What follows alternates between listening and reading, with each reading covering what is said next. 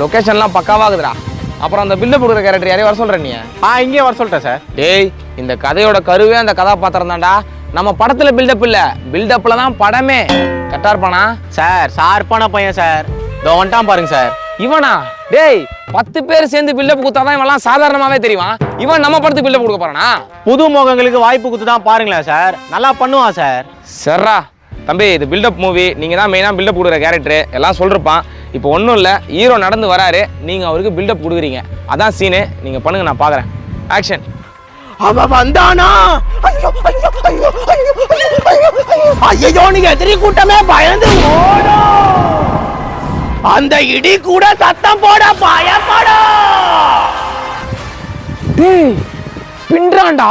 நான் தான் சொன்னேன்ல சார், மாஸ் காட்டுவான். தம்பி சூப்பர்ப்பா, இன்னும் ஒரு சீன் பண்ணி காட்டுப்பா. வில்லன் கிட்ட ஹீரோ பத்தி பில்டப் பண்றேன். ஆக்ஷன். எதுக்குடா அவனை தொட்ட? அவன் சுடு தண்ணியிலேயே கைய விடுவான், உன்னை சும்மாவா விடுவான்? வந்துட்டா வந்துட்டா வந்துட்டா வந்துட்டா வந்துட்டா வந்துட்டா வந்துட்டா வந்துட்டா வந்துட்டா. டேய், என்னாச்சுடா அவனுக்கு? டேய், வலி பண்ணுதுடா, சாவியறா. வந்துட்டான்டா ஹீரோ.